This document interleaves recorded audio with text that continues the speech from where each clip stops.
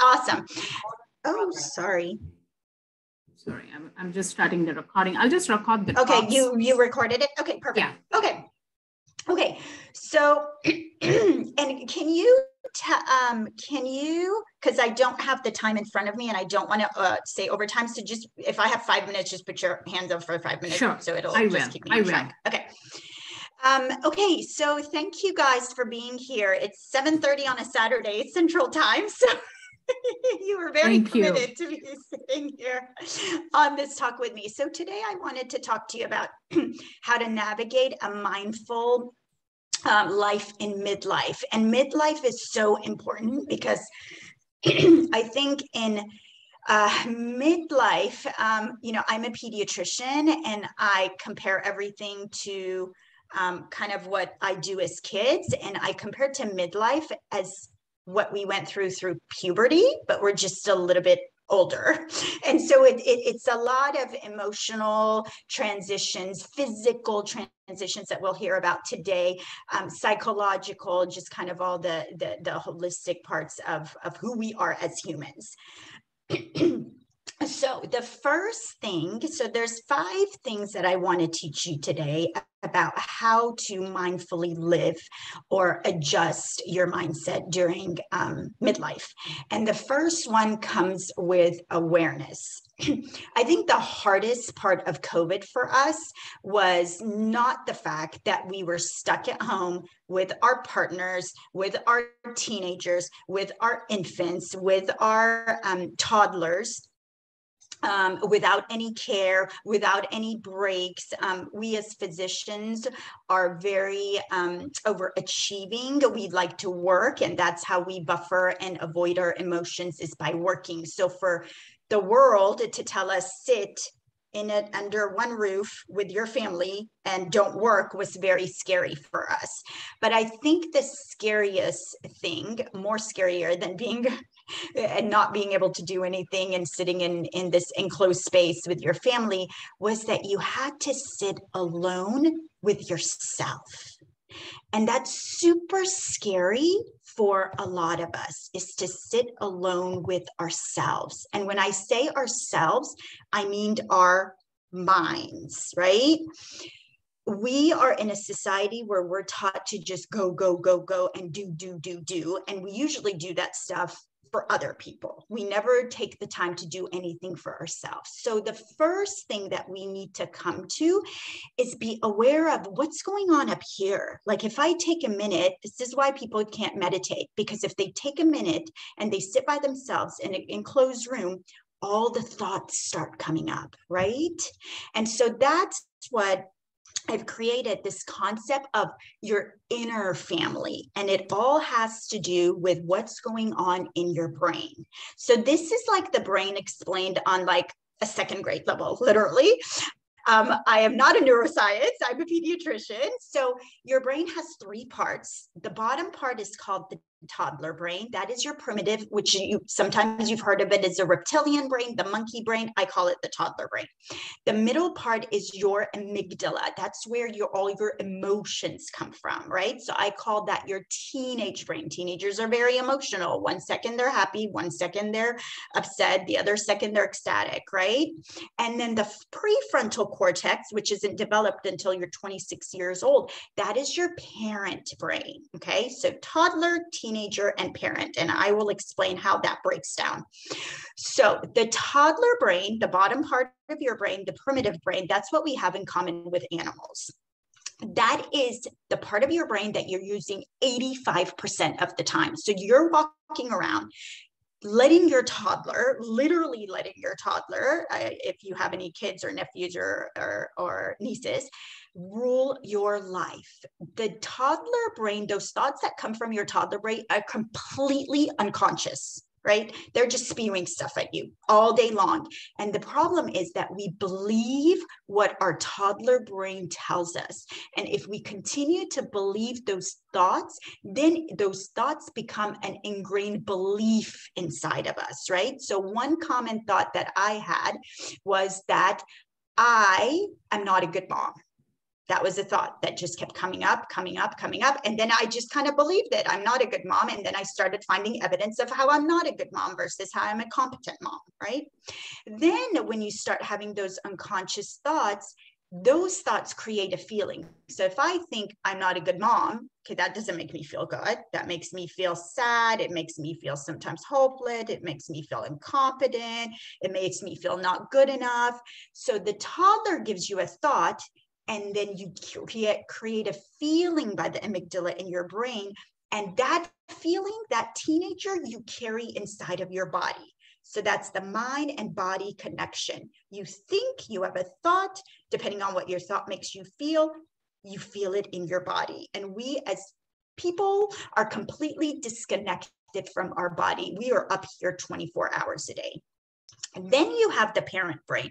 This is the part that you want to nurture, because the parent brain, the prefrontal cortex, does the executive functioning of your brain. Okay, so that's the part that actually gives you conscious thoughts. That's the mindful part of your brain. So when you start to do this practice, you're trying to understand what your toddler tells you, not recognize it as a fact, but as an opinion, and then pivot to your parent brain and be like, just be curious, be like, hey, is what the toddler telling me really true? Do I need to believe it? Do I need to act on it? So it's building this prefrontal cortex muscle and then being aware of this toddler. So that is, that is literally the dynamics of my entire coaching program. Is to recognize what the toddler tells you, don't believe it as the truth, and then question it with your parent brain to get your parent brain to think more conscious thoughts rather than being on this autopilot, go, go, go, go. I'm just going to believe everything my brain tells me. Okay. So that is your awareness, being aware of what your toddler brain tells you, being aware of your thoughts and recognizing, categorizing it. Is it a toddler thought? Is it a parent thought? And how that makes you feel. Okay, that's step number one. Step number two is acceptance. Okay, so let me explain how this is. Acceptance is accepting the fact that the way you feel and what you experience in life is completely in your control.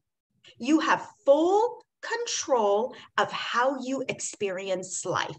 Notice, I did not say you have full control of what you do for other people or how other people act towards you.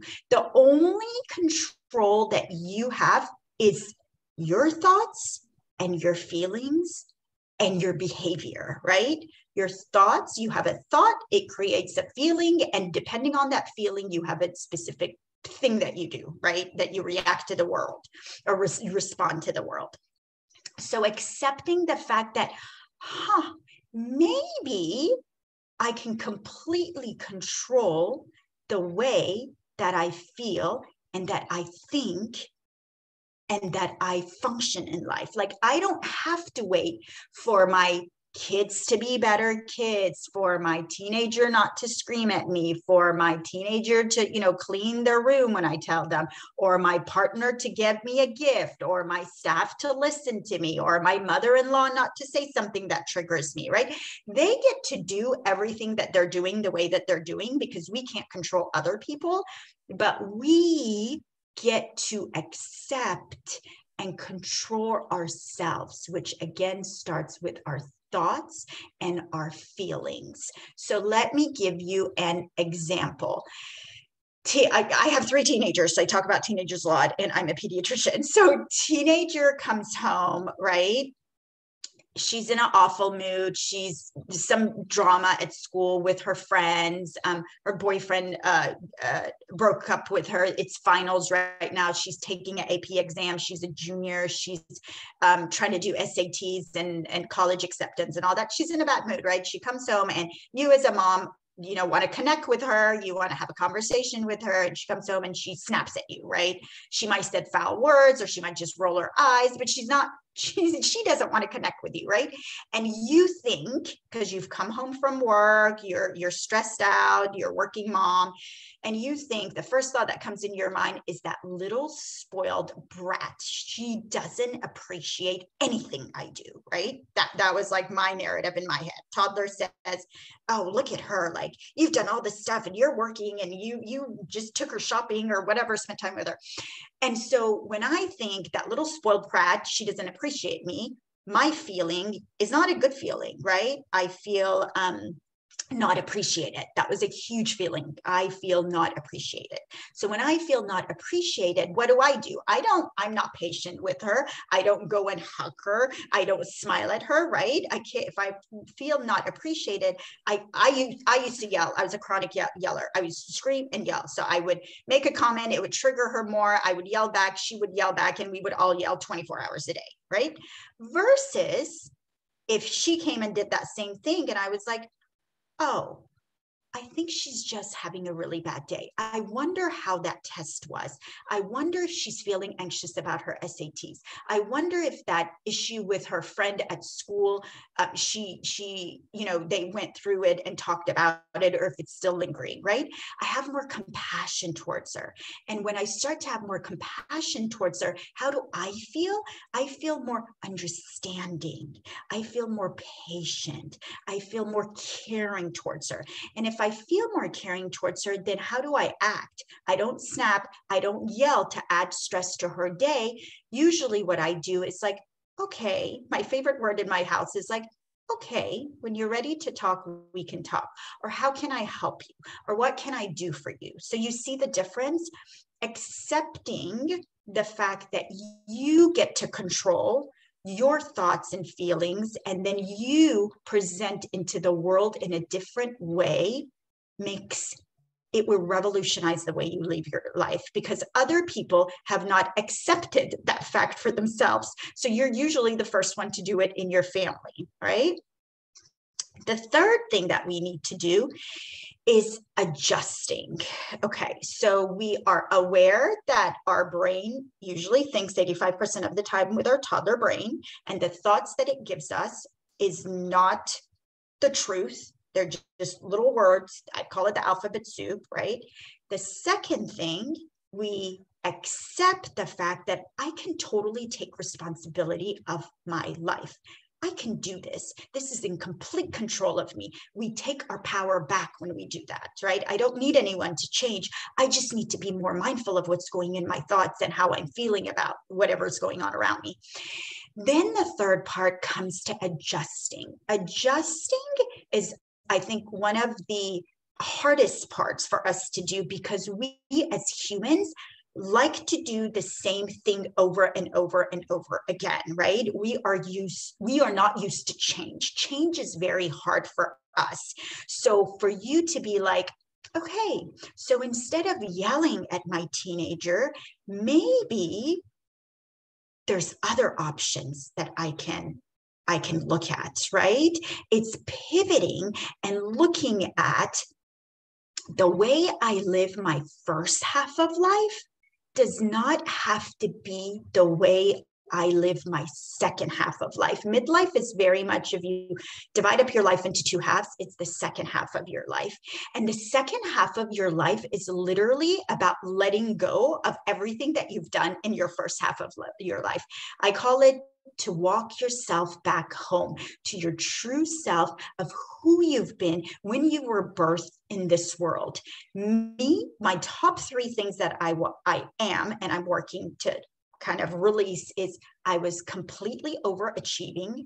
I was controlling like crazy, and I was just angry because I wanted to control everything. And obviously you can't control other people. The only thing you can control is yourself. So recognizing that if you're a perfectionist, if you're controlling, if you're a people pleaser, if you are playing the victim, if you are an overachiever, all those things that create who you are and are embedded in your personality, being able to let go of that. First, being aware of like how those manifest in your life, and then being able to allow your brain to be like, I don't think I want to be an overachiever anymore. Y'all, I was such an overachiever. I literally checked off all the items on my list for life, like my vision board, by the age of 40. I was a physician, I was successful, I have an amazing family, I had the car and financial freedom. I was not even a physician, I had my own clinic, so I was an entrepreneur, and I felt miserable. I call it post-call fatigue. So I was just freaking tired all the time. I pulled back my hours at work, didn't work. I did stop going to kids' activities, didn't work. I adjusted everything, it didn't work. But it wasn't until I started looking at the way I was talking to myself and the way that I was actually feeling that I started to make those adjustments, right? So being aware of the fact that you don't need to achieve anything else. Like by achieving, you're not going to get into that peace that you're looking for. Or by being a perfectionist, you're not going to come to that peace. Or being a people pleaser or being a victim, whatever these labels are that you're wearing. I call it the Superman cave. The toddler always likes to dress up in like Spider-Man and Batman and Superman and Superwoman. You're wearing these capes. So I want you to take off the Velcro and I want you to set it down.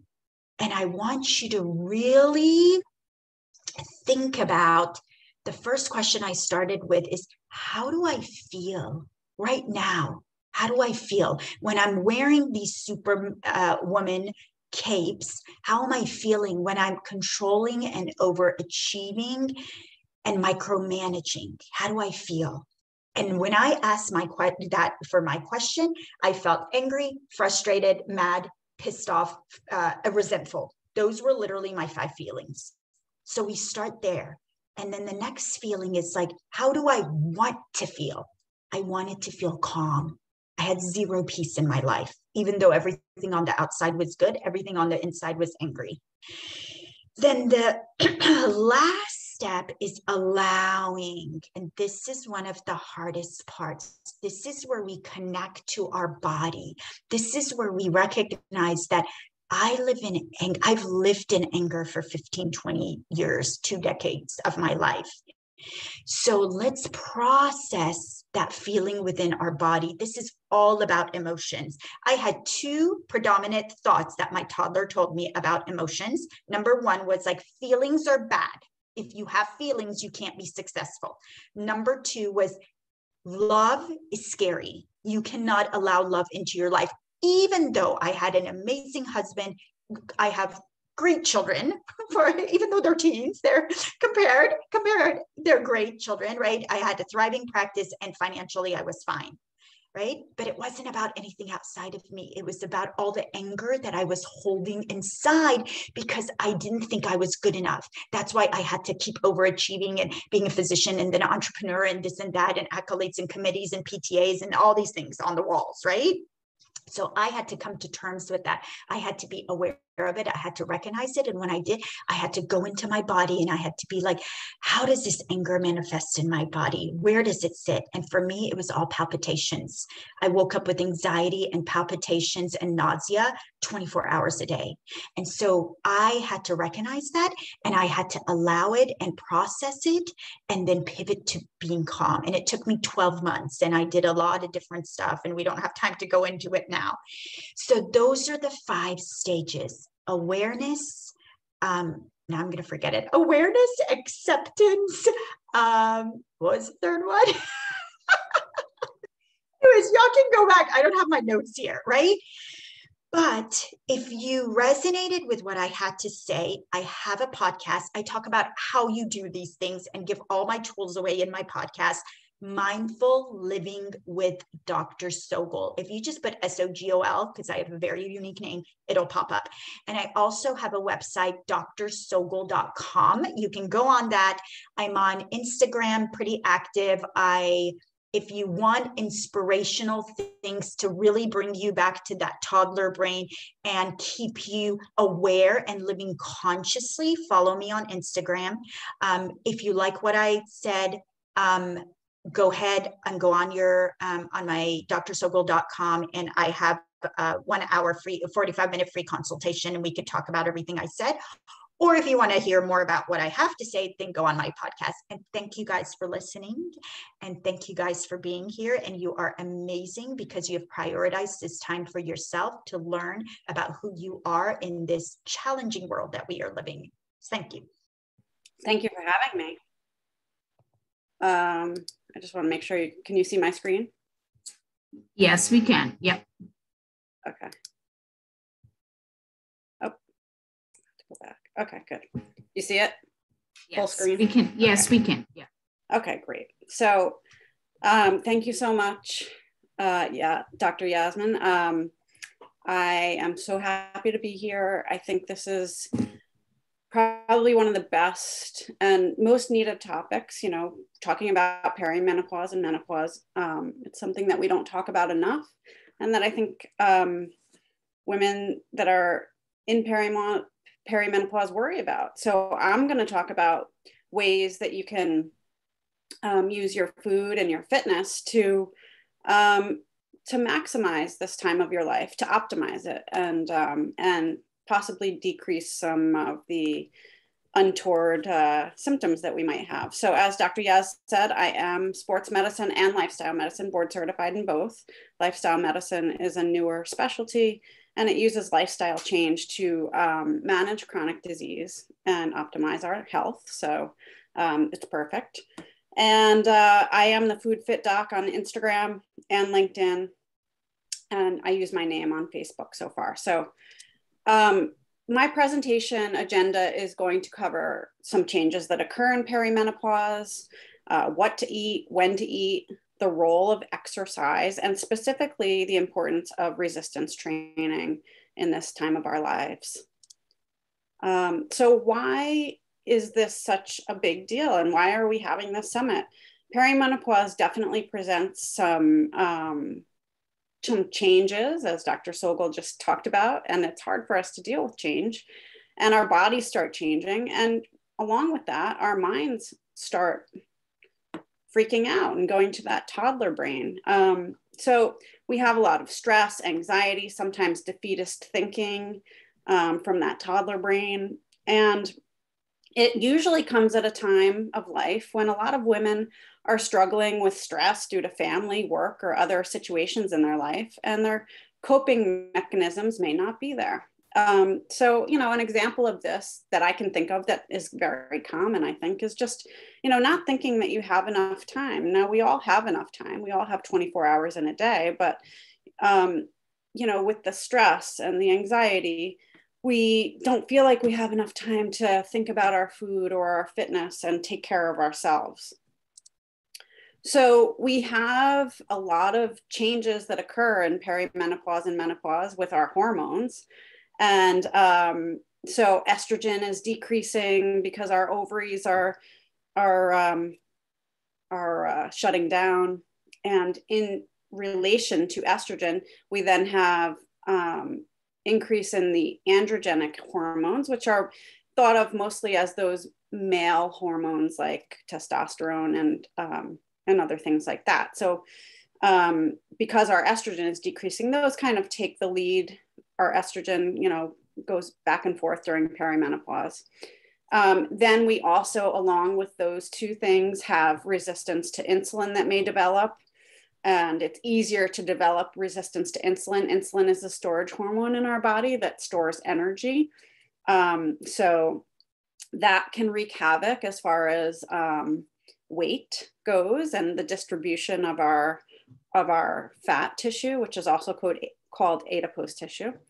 And we also, this picture is very apropos because sometimes, along with all these hormonal changes, we get decrease of the hormones that suppress hunger. So we may get more hunger cravings and start hitting the fridge or hitting that bag of chips. So, the cards relatively may be stacked against us if we don't kind of take notice and make some changes.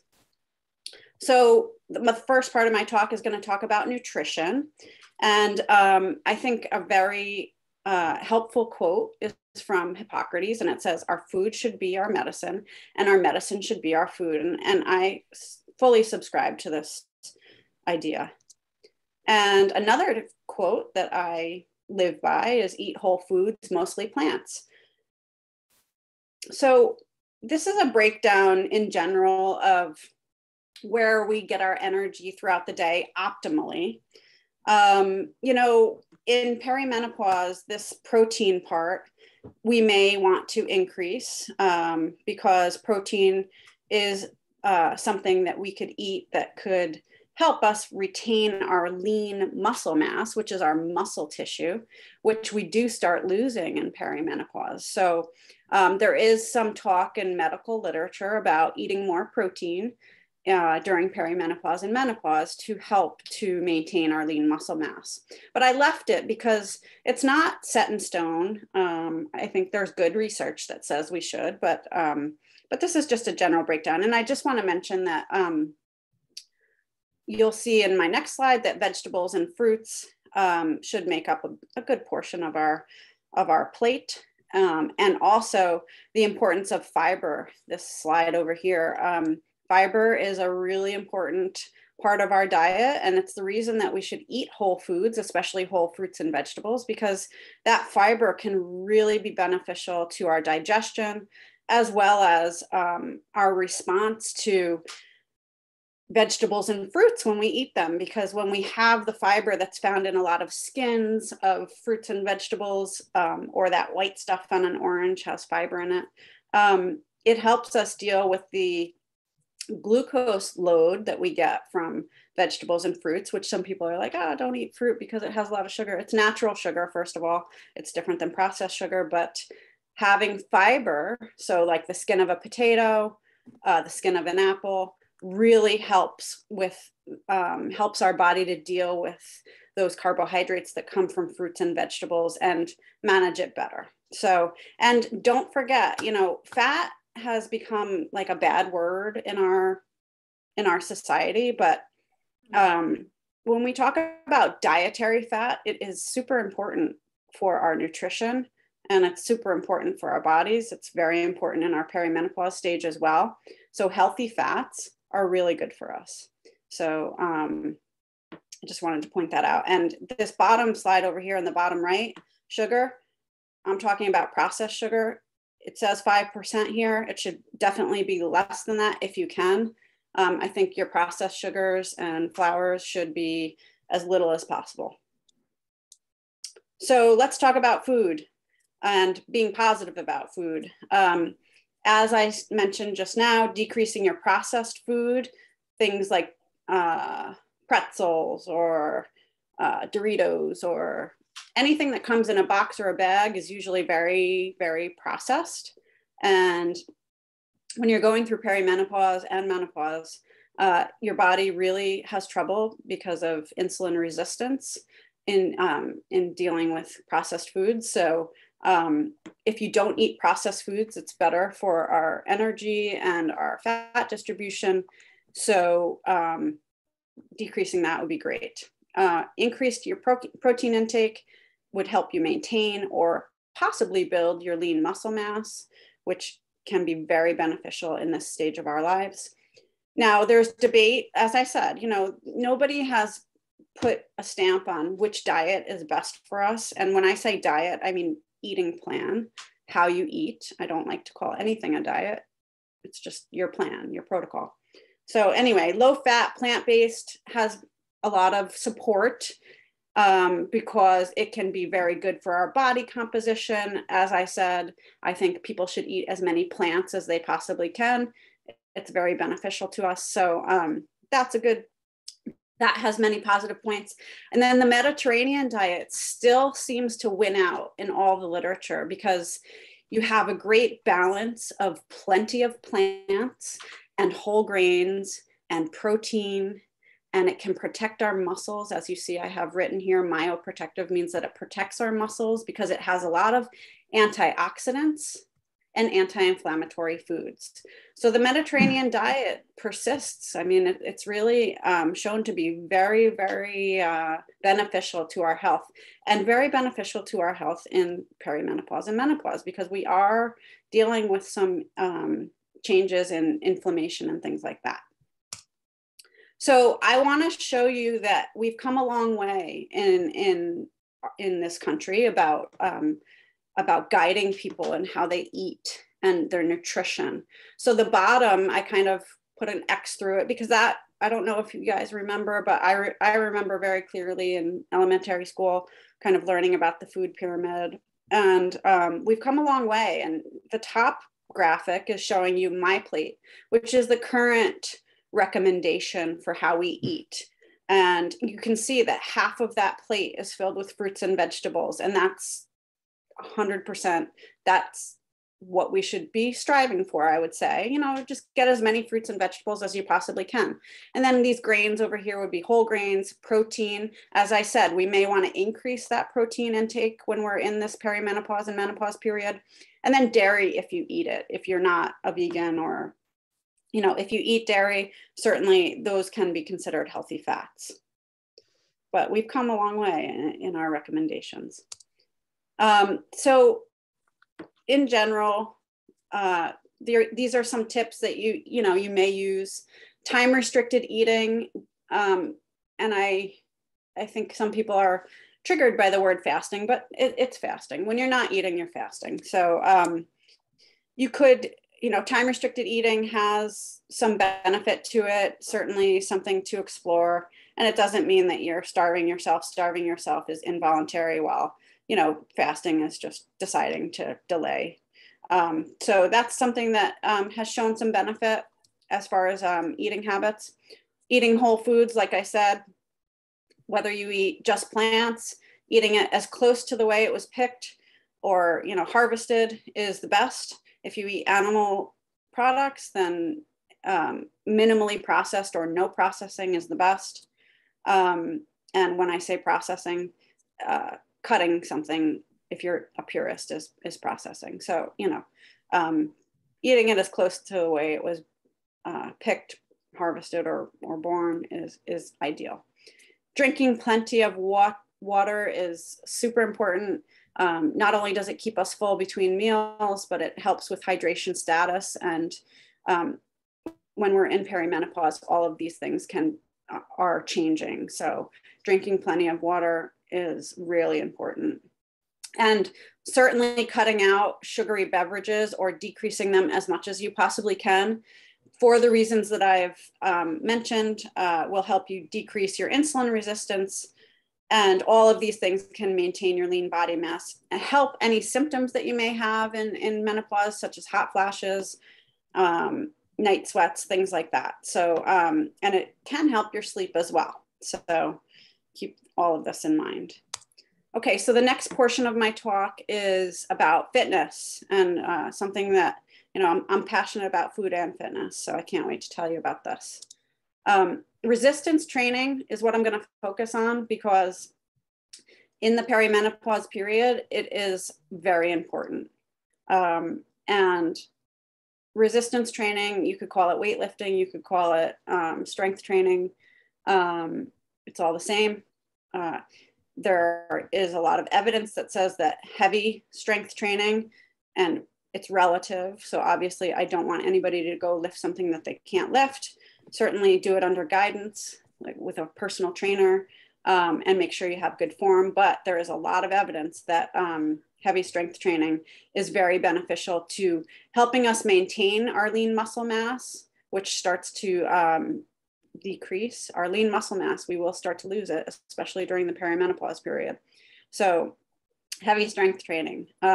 Focus on large muscle groups like the thigh muscle, which is also called the quadricep. That those muscles have a lot of mitochondria in them, and the mitochondria are the batteries or the energy packs in our muscles. And if you focus on strengthening those large muscles like that, it can really help you process, when you eat food, to process it and use the energy efficiently. So Maintaining your, obviously strength training will help you maintain your lean muscle mass, and sometimes you can even build it. You can help with any fat deposition in your body, and having more muscle can certainly help that from accumulating around your organs. And you can improve your bone density, because when you're lifting heavy weights or you're doing a lot of resistance training, those muscles are pulling on the bone, and it can actually help fight against the natural bone loss that we have as we get older. And it can increase your feelings about how strong you are and how able-bodied you are. So certainly, sometimes we have a lot of shame in going to a gym. You can do this at home. You can start where you are, because as you build your strength, you will feel more and more able, and you will have positive feelings coming from that. So as I mentioned in the previous slide, when we hit perimenopause and menopause, we start to have less estrogen, and it's accelerated during this perimenopause period. So again, something I mentioned in the previous slide is that building our large muscles really helps the most, like our quadriceps and our glutes, and our upper body too. And it can, building your lean muscle mass, maintaining it, improves the alterations that we have in our hormones, and it can decrease our frailty. So we just feel stronger, and we feel better about ourselves, and we feel like we can go do things. Specific strength training exercises that I want to go over are, the first one is a wall squat or a Smith squat. If you're in a gym, sometimes there's a Smith machine where you can do squats, but this focuses on your quadricep strength, your glutes, and really these are all complex exercises. So you're employing multiple body systems, your quads, your abs, your low back. Your lat pull down is obviously mostly an upper body exercise, although you are using your back stabilizers and your abdominals to stabilize your spine while you're in that position. So again, it's a very complex exercise. Leg press. I'm showing here the decline leg press. There's also a seated leg press, but again, you're focusing on your quads, those big muscles of your legs. And military presses are overhead activities. So you're focusing a lot on your big muscles of your upper body. And a seated row is a pulling activity. You're pulling the weight towards you. So you're really strengthening that upper back, but you're also really using your glutes to keep, I don't know if you can see in this picture, it's a small one over here, but she's leaning back, and you're really using your glutes to stabilize. Your glutes are big muscles, and you're using your abs to stabilize as well. So all these are very complex exercises that are great for you. And one last thing I want to mention, as I've said many times during this talk, we're losing the estrogen as we get into perimenopause and go towards menopause. And estrogen does protect our brain. So as it decreases, we need to do other things to make up for that estrogen that we're losing. And enjoying an activity like exercise, like getting outside, dancing, hiking, can decrease our stress and really help protect our brain. And so besides the strength training, which you want to do about 2 to 3 times a week, and you could do it more, but we recommend 2 to 3 times a week, you want to get some activity that you enjoy. So there's a very good TEDx talk, and I listed it down here, Dr. Wendy Suzuki, The Brain-Changing Benefits of Exercise. Exercise does protect our brain. And as women, when we lose our estrogen, we need to protect it. So please go watch that TEDx talk. It's so uplifting and inspiring, and it'll get you thinking about doing some exercise to protect your brain too. So stay healthy, eat well, exercise, and be aware. And if you need some guidance, reach out. These are my references for the talk. And you can find me on Instagram at the Food Fit Doc and LinkedIn, and on Facebook, Nicole Solomos. And I would certainly do a free consultation for anybody that wanted one, 45 minutes. Please just reach out to me. And I hope to speak with you soon. Thank you so much for being here. Thank you, Nicole. That was amazing. Thank you so much. And that was so much informative about the diet, the nutrition, and the fitness. I have a few comments and questions here. I think we will address that at the end of all the 4 talks. We have 2 more to go. And I will take the stage and talk a little bit about the weeds of hormones and what actually happens in your body. So let me share my screen.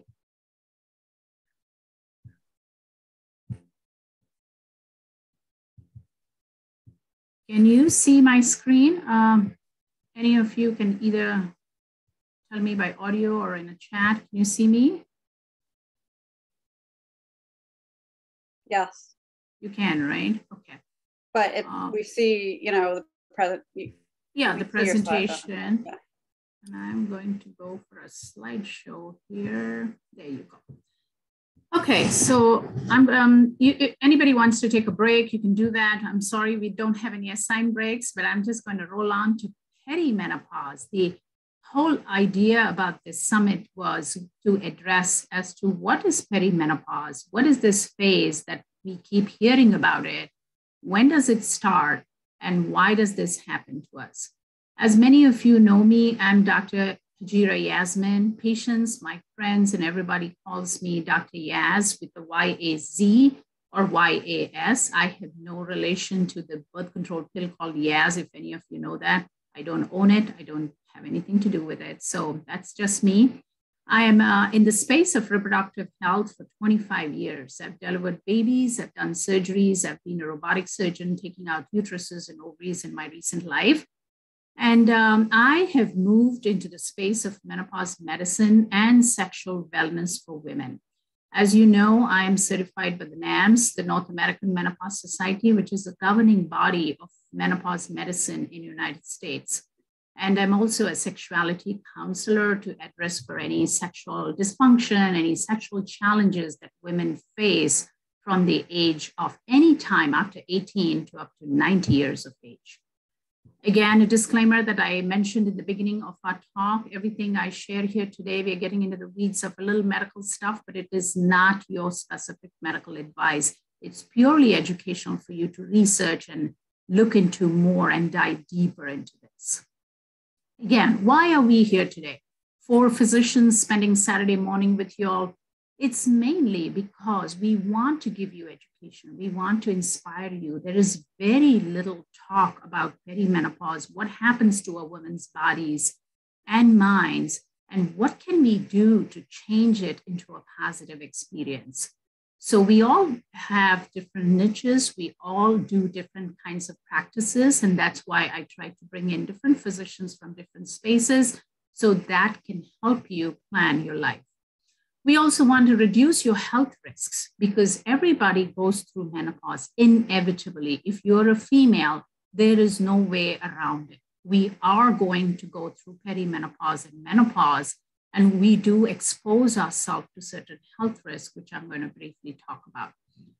And we also feel that women deserve a better health care after childbirth. There's a huge focus on pregnancy.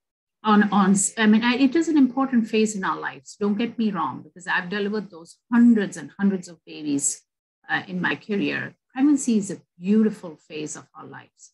When we enter puberty, we are all prepared for fertility. We go through childbirth. It's a beautiful 9 months of pregnancy or 8 months, and we have this lovely little baby in our hands.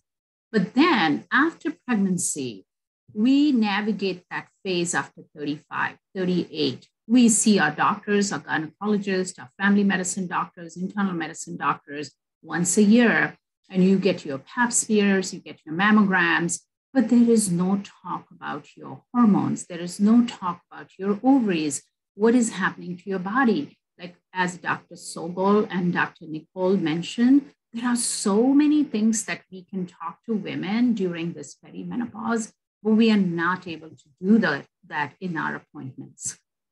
So medical community and research has proven that there is a gap. We know that. The medical community knows that. The world knows that. There's a huge gap in the knowledge and the care of women navigating this phase. So what do you mean by knowledge? I will tell you, there will be so many patients who will walk into my office and say, I don't know what is perimenopause. I don't know what's going to happen in menopause. I'm very active on the social media, trying to put out stuff about perimenopause, menopause, what happens. And there are tons of people who will ask me why this is happening, how I can help myself, and how I can feel better. So there's a huge gap in that knowledge and the care, because they are not getting the care that they deserve. So I, as a gynecologist, with my experience and with my other colleagues who also help women in different spaces, we want to create a 21st century guide to your menopausal experience. So I want to just dive into the basics of menopause, like what is menopause, what are the stages of menopause, and what do you need to know from the get-go after that phase of childbirth and fertility. So there is something called early perimenopause and late perimenopause. And this can begin for a woman anywhere between 40 and above. But as to say, it can even start at 35, 36, or 38. It all depends on your symptoms. The first sign of perimenopause is you're not going to have that clockwork of your menstrual cycles. If you're a person who can stop and check in with yourself, if you can say, okay, my menstrual calendar or all those fancy apps that track your menstrual cycles, they are changing. It gives you a different story in the last 3 months or 6 months. Your cycles are getting shorter, like you're getting about 21-day cycle, or you're spotting in 2 weeks, or you're spotting in 3 weeks, or your cycles are getting prolonged, like you're 35 days or 40 days late to get your menstrual bleed. You are entering that phase of perimenopause. Can this happen? I mean, the average age is 45. The literature says 45, but I have patients who go in perimenopause, or these symptoms or the slowing down of that ovarian function even at 35. Typically, perimenopause happens 7 to 10 years before menopause. As you see here, average age is 51 here in our country. Majority of women undergo menopause in 51. This is just an average number. There are outliers on both sides. Menopause can happen in 46 or 47 years of age in Asian countries. In India, women undergo menopause in 46, 47 years. In some places, there are late bloomers. I just made yesterday a social media post on those people who are getting into menopause at 56, 55, or 57. So you can enter menopause at 55 as well. Now, what is perimenopause? Why is this happening? The reason why perimenopause is happening is because your ovarian follicles, that you are born with about 1 to 2 million eggs when you come out as a baby from your mother's womb. 1 to 2 million eggs in that ovary, but by the time you start your fertility, there are about 300 to 400,000 eggs. When you are in perimenopause, there are only about 1,000 eggs, and you are losing those eggs every year, every month. Even if you're on birth control pill, even if you're suppressed that menstrual bleeding, there is attrition, there is apoptosis. That is a medical term, which means there's cell death, and those follicles are dying. And when the follicles die, what happens to us? We lose our most important hormone, the youth of our life, that hormone estrogen is going down. Obviously, the progesterone also goes down, and testosterone, and I'll talk about that in a little bit. But all the hormones are coming down when there's attrition and the loss of that follicles. Now, every woman is unique. It does not happen the same way like it happens to your friend, to your sister, to your mother. It's not as uniform as pregnancy. It's not as uniform as puberty. It's very, very different for every woman. For somebody like me, I may go in perimenopause at 42. Another person will go at perimenopause at 46. And we will have varied symptoms. Everybody's journey is very different. Then one fine day, you get the badge of honor called menopause. And what is that? It's really a one-day event. which means you look at your menstrual calendar and you have not had a cycle for 12 months. When you don't have a cycle for 12 months, you get that the badge to say you are in menopause, which means you have entered that phase. And I get asked this question, when is my menopause going to be over? It's not going to be over. That is your phase. That is a new you. You're going to embrace that new you. You're going to accept that. Remember Dr. Sogal saying, yes, we are going to accept that. We're going to adjust to that. And we're going to tweak things, and we live the remainder of our lives in menopause. And again, that menopause is again divided into early menopause, where women are within 5 years, and late menopause, like you can go between 55, 60 and beyond. So huge number of symptoms on menopause and perimenopause. I could actually talk like hours and hours on all these different symptoms, which is beyond the scope of this time on this lecture. It affects every organ, as you can see, right from the brain, the teeth, the breast, the bladder, bones, uterus, skin. Every organ in your body is affected. You just have to slow down and check in with yourself. What are the symptoms you're feeling and what are you feeling? Start journaling it. Try to see a pattern. Is this happening again and again? And what is bothering you? What does it make you feel? Is it affecting your quality of life? Is it affecting your relationships? Is it affecting you, the way you show up in this world, because your skin is affected? You don't feel right in your gums, your bone, and all these things. Just keep an eye on different symptoms. I get asked this question too: how long is perimenopause, and is it predictable? Can you predict when perimenopause and menopause happens? Again, there are so many studies out there, but none of them will give you exactly the test that we can use to predict perimenopause or menopause. We do 2 tests called the FSH, the follicular stimulating hormone, and the serum estradiol. And we don't get much information in perimenopause about these 2 markers because the estrogen goes high in a few phases of your cycle, and some phases it drops down. So when patients go and get this blood test, they pretty much are dismissed in the clinics, gynecology clinics, medical clinics, to say, you are not menopausal, so you don't have to worry about that. The reason being, we don't have a test until you stop your period completely. For 12 months, when you stop your period, I have estrogen very low in you, the estradiol, which means is below 19, and FSH is about 30. And then I know, okay, you are menopausal, and I can tell you objectively for sure you're in menopause. But when you're in perimenopause, I may get an estrogen and an FSH, which is completely normal, or I may get a snapshot at one cycle where your estrogen is extremely low and your FSH is normal. So it needs a little nuanced interpretation by a menopause specialist to really tie your symptoms to your lab test and really help you navigate this phase. 85% of women who go through perimenopause experience some symptoms. So 15%, yes, they are going through like a breeze through perimenopause. Not many symptoms, not at all having any problems. Yes, they are heading towards 50, they're doing great. But really, you need to check in with yourself and see what is changing in your mind and body, because there's a huge number of women that experience symptoms in perimenopause. Now, if you all didn't know, there are at least 50 million women in the United States who are in menopause. Menopause, which means complete cessation of menstrual cycles for 12 months. And it is really intriguing to know that there are 6,000 women who enter into menopause every day here. And we can have about 1.5 billion women in menopause by 2025 in the world.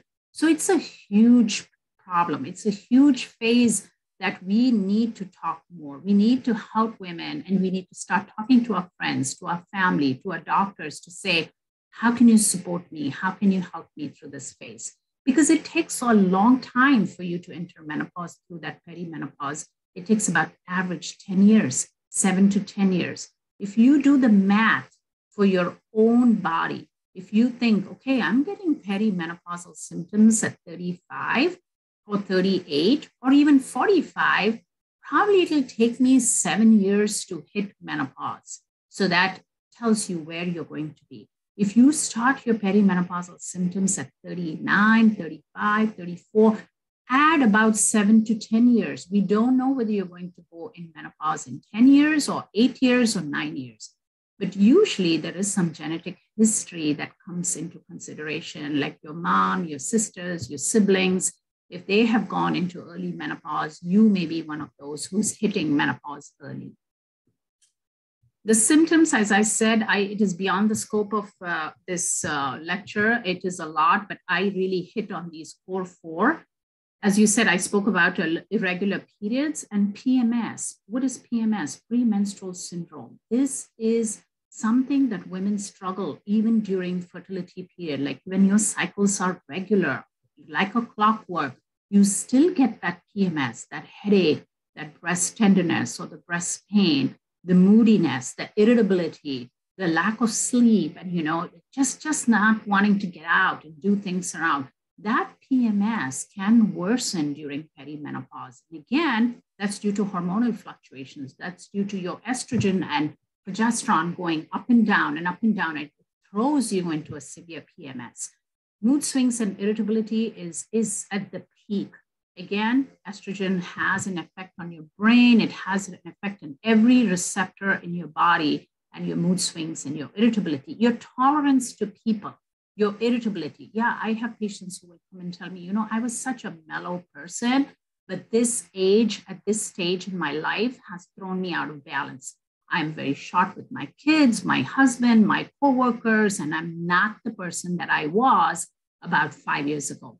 So that is very typical. And that stage happens because of the hormonal chaos. And there's nothing wrong with what you're doing. It's just your body, the way it is changing. Sleep disruption is a huge thing. And it is like a vicious cycle. Hot flashes and night sweats will disrupt your sleep.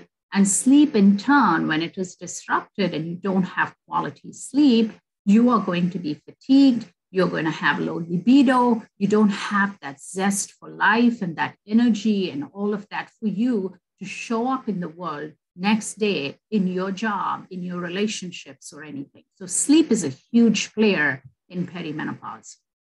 Vaginal dryness and weight gain and low libido. I hear this all the time. Weight gain, like Dr. Nicole said, there are a lot of things, a lot of metabolism changes that happen in perimenopause and menopause, insulin resistance and all of these things, and that can add on to your weight. And low libido, yes, a big player in relationships. And this is again happening in perimenopause.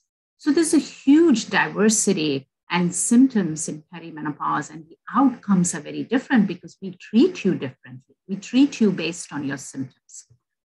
I'm going to just quickly touch up on 2 symptoms of hot flashes and night sweats and also sleep so that we can run through fast with this and I can finish this lecture. 80% of women have hot flashes and night sweats, 80%. And usually there are triggers. When you are experiencing hot flashes, I want you to look at the triggers that is bringing on those hot flashes. Okay, what am I eating? What am I not doing? Or what am I doing that's bringing in this hot flash? It's a warm sensation. It's a warm feeling that comes on your face. It can sometimes start on your scalp, your neck, your nape of the neck, goes to your chest, even to your upper breast. And you can sweat after that, or you can feel cold, like cold shivers. And you can sometimes have anxiety, like you feel your heart is beating fast for no reason. You just get up in the middle of the night, everything is nice and calm, the kids are sleeping, your husband is snoring, and there you go, you're like having a flash. So lifestyle, I would say I talk a lot about lifestyle. I'm a certified life coach as well for women. So I talk a lot about nutrition, movements, and I talk about supplements, and there are a lot of phytoestrogens we can talk about. And hormone therapy. I do use hormone therapy, FDA approved bioidentical hormone therapy in women. So we talk about it. Every hormone that I use is very specific and unique to that person. It is unique about the dose of the hormone. It is unique to what is the route of delivery. And it is unique to adjust your dose based on your symptoms. So, and hot flashes, people used to think this about 20 years ago as just an annoyance, but it is not, because now there is research that came out of University of Pittsburgh. You can look up Rebecca Thurston. She is one of the researchers that put out hot flashes can be a biomarker for cardiovascular disease. So if you are struggling with hot flashes and night sweats beyond 6 months, and you have tried everything, I would strongly recommend you all to meet a menopause specialist and really go through the options as to what you can do for that, because you don't want to increase your risk for cardiovascular disease, because cardiovascular disease is still the #1 killer for women. 60%, 50 to 60%. I see about almost 60% of women have sleep difficulties. Why is sleep difficulty happening in these women? Because of vasomotor symptoms, hot flashes, could be anxiety. They could be medical problems like sleep apnea, and sleep apnea is like sudden stoppage of breathing. And that is a problem that we are seeing more in menopausal women. And we almost supersede men in menopause in terms of sleep apnea. So it's very important for you to get ruled out for sleep apnea, whether you're stopping to breathe, you're snoring, you're getting up like short of breath, or any of those things are happening. And even running to the bathroom, your bladder is kind of irritable, you're going to the bathroom multiple times.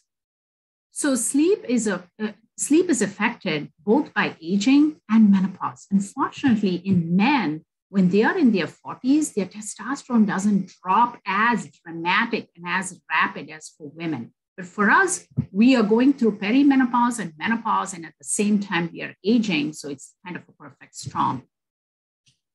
So again, the common treatments, I cannot list each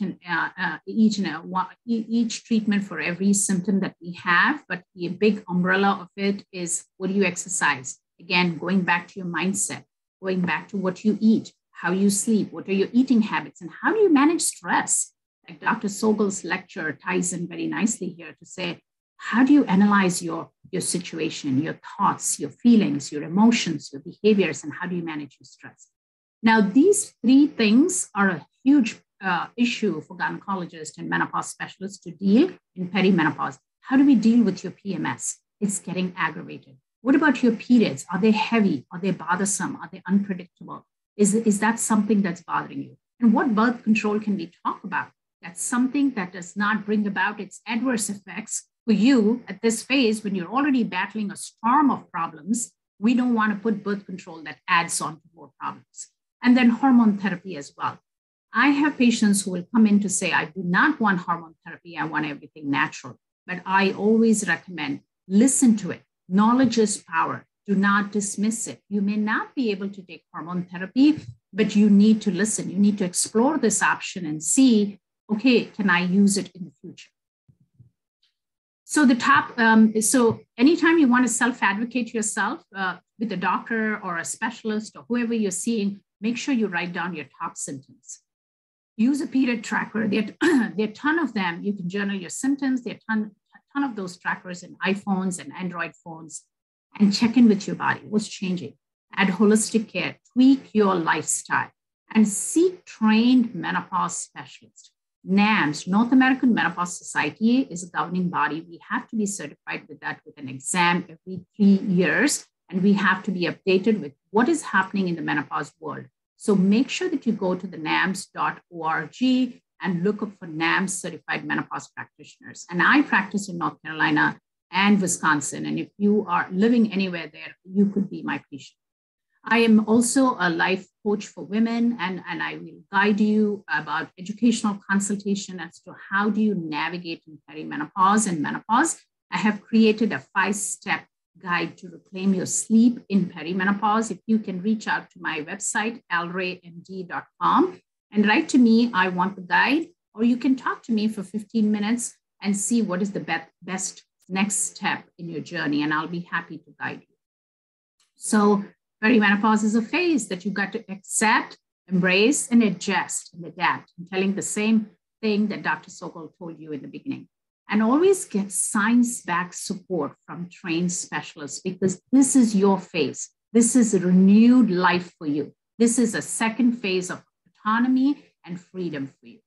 Again, I'm very active in Instagram, and I'm also a TikTok gynecologist for whatever reason. So you can see me on TikTok, on Instagram, giving you tips and tricks to navigate this phase. And you can email me at alraymd for a free sleep guide or a free discovery call to talk to you all about menopause consultation. Thank you so much. And I will stop sharing and we'll see. I hope I stuck to the time here. Any questions? Yeah, we will take that at the end, and I will get Dr. Alexis Hugelmeyer. Is she here? Yes, she is probably, yes, I see her here. So Dr. Hugelmeyer is a board certified family medicine doctor, and she's the founder of her practice, Dr. Lex Lifestyle Medicine. She's going to talk to you about exciting science of certain chemicals called endocrine disruptors that can really cause havoc on your hormonal system or your endocrine system.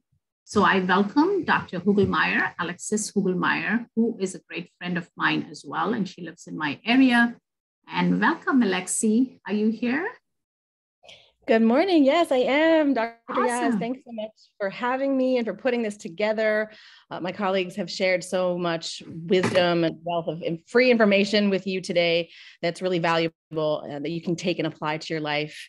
This is all information that unfortunately a lot of primary care office settings don't have the time to really dive deep with you. And so I can't speak highly enough about the willingness of my colleagues to share this information and encourage you enough to take advantage of the free offers that are out there and maybe even develop a relationship with some of these ladies. There's a ton of free information out. It's just hard because there's a lot of noise. There's a lot of information that's out on the internet and social media, and it's hard to know where to find reliable info. And so starting here with any one of us who are speaking today is a great place to start. I'm going to share my screen. My name is Dr. Alexis Hugelmeyer. Let me see, where can I share this? There should be a green tab there, Lexi, and you can hit share screen. I have allowed you to share. Okay, it's saying I'm not allowed. Let's see. Multiple participants can share. Share screen. Okay, here we go. Here we go. Got it. I had to, okay. Okay. Can you all see that? Yes, we can. Okay. I don't know if I can do it in like an actual slideshow presentation mode, but on the right bottom corner, you will see a little slideshow icon. How's that? Can you see that? Yeah. Yes. Clearly, nicely? Okay, yes. Great. Okay. So my name is Alexis Hugelmeyer. Dr. Lex is what my friends and colleagues and patients call me. I'm board certified in family and osteopathic medicine, and my practice is centered really around how I can help patients make lifestyle changes, which means you go to your primary care doctor and your doctor says, okay, you're a little bit overweight, you have high blood pressure, you're stressed, and there's some medications I want you to take, and I want you to lose weight and reduce your stress and get better sleep. And then you leave the office with a whole bunch of question marks about how do I actually do that?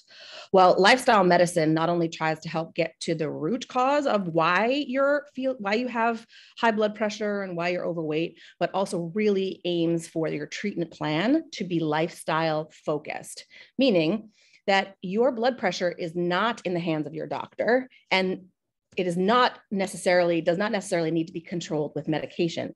There are so many things that you can do to take control of your health and your medical conditions that don't involve medications, surgeries, or procedures. So when we talk about lifestyle medicine, we talk about different doctors who specialize in lifestyle medicine will focus on different things, but the core tenets are pretty much the same. We talk about nutrition and exercise. We talk about hydration, your sleep quality, which is paramount. Stress management, I think, is grossly underrated as a treatment tool for most medical conditions. We talk about self-care, how your social relationships are contributing to your health or illness. We talk about spirituality, sexual health. And what I'm going to talk to you today about, which is something that I focus on in my lifestyle practice, is toxic exposures. I don't think that even a lot of physicians broach the subject with their patients about what is in your environment that could potentially be making you feel sick. And as a physician, looking at a patient who is presenting with symptoms that might be challenging, that might be vague, or it's hard to find a diagnosis. You might be suffering with an invisible illness, symptoms that are not identifiable or nameable with blood work or tests or x-rays. I find that if you take a look at what are this patient's body is exposed to and try to start to address and clean up your lifestyle, it's one of the easiest treatments, because if you can reduce your toxic exposures and therefore improve your health, reduce your symptoms, for the most part, it's side effect free. You may spend a little money switching from plastic to glass, or, increasing your budget for buying higher quality foods, but it really, removing a toxin is much easier, in my opinion, as a treatment approach than, going on medications or spending a lot of, money on alternative things that may or may not be proven and may or may not work. So I just want to bring your awareness and attention to some of the things that might be causing symptoms, that might be contributing to your disease or your condition, or that you might just want to consider addressing in your life to improve and optimize your overall health. So first, I'm just going to kind of let you know what are endocrine disruptors. This is kind of a newer term. Toxic exposures is a synonym. Remember, our endocrine system is our body's signaling system for hormones. Our hormones control everything about our health. They are what make us or try to keep us in homeostasis. They try to keep us in balance. They regulate our temperature. They regulate our metabolism, our set point for our weight. They regulate our sleep, our blood sugar control. All of our sex hormones are regulated by our endocrine system. And so endocrine disruptors, therefore, are any natural or man-made chemical, toxin, or environmental pollutant that hack, for lack of a better word, our hormonal systems. So essentially, a toxin or chemical that's in our environment can either act like one of our hormones and interfere with our hormone signaling system in a negative way, or these chemicals and toxins can block our hormone signaling system to decrease its effectiveness or to prevent or interfere with how our hormones signal one another. Okay, they're found all over the place. They're in these chemicals and toxins are in air, so air pollutants. They're in our food supply. They're in our soil and our water supply, among many of the products that we use for our household care and for our personal care. And I'll go through them. Some of them are even known carcinogens. And sadly, our governing bodies that regulate what we are legally allowed to be exposed to, they participate minimally in the regulation of these chemicals.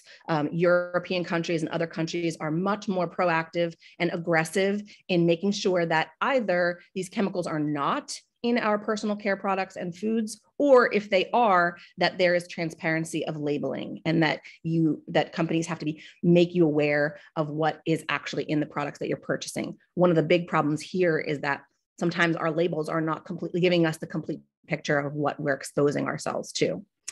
When it comes to what these chemicals can do, they tend to be pro-inflammatory, and they can even really, aside from affecting our hormones, they can even change how our genes are expressed, which means if I, for example, am genetically predisposed to diabetes, these chemicals and toxins can change and increase the tendency for that gene to be expressed. And I'd be maybe more likely to get diabetes or develop diabetes in my life. So endocrine disrupting chemicals is another name. And so I'll shorten it to the acronym EDCs from now.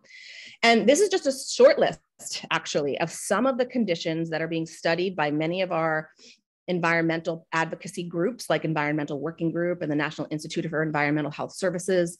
Then we're studying the links between some of these chemicals and are finding some pretty significant information and evidence that these are some conditions that are affected by endocrine disrupting chemicals.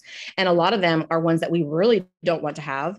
You can tell a lot of them, such as ADHD, autism, infertility, thyroid disease. A lot of these are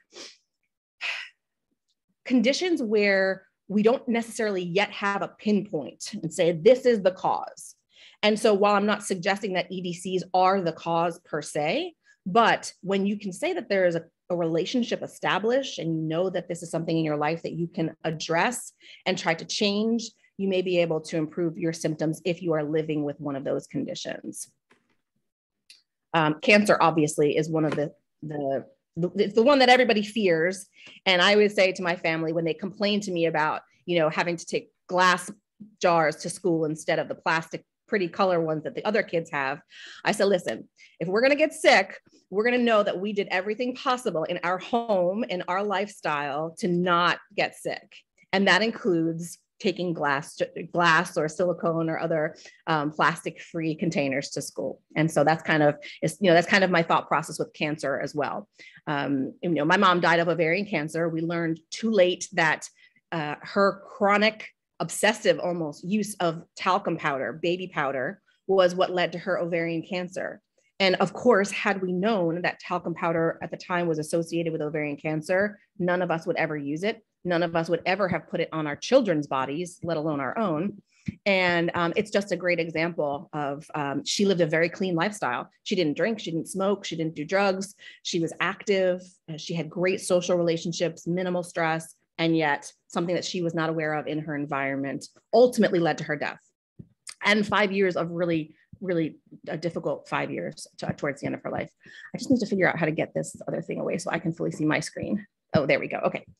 Okay. So just moving on. Let me see if I can move on. Here we go. So this is not intended, number one, to, I don't want to say scare you, because I do want to scare you. I want to kind of make you aware. And this is not necessarily for you to become inundated with details and obsessed with details. I'll tell you that my personal journey towards cleaning up my home and my lifestyle started 16 years ago when I became pregnant with my first child. I learned that I was at slightly high risk, even though I was young. I was 27 years old with my first pregnancy. And so I visited a high risk maternal fetal medicine specialist, and his life's work is placental medicine and fetal medicine and taking care of unborn babies. And he is an obsessive advocate for environmental health when it comes to infertility and high-risk pregnancies. And so each visit with him, he kind of started to teach me about some of these environmental toxins. And so when I was pregnant with my daughter, obviously wanting the best for her in terms of my pregnancy health, I started to learn about these things. And for the last 16 years, it has been a long, slow, gradual process of constantly improving. I did not make all of these changes at once. That would have been very overwhelming. It would have been very expensive, but this is intended really to make you aware of all of the places that these insidious chemicals and toxins live and exist, and just ways that you can start to be more conscientious, ways that you can start to kind of be more aware and start to read and learn, and you can make small changes over time.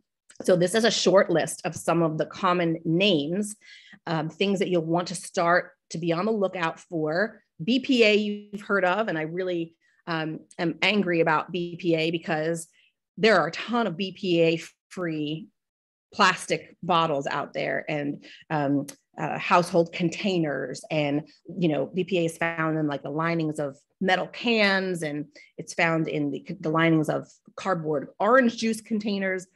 And the FDA a couple of months ago said, yeah, we're not going to allow BPA anymore, but BPA is highly effective preservative for food storage.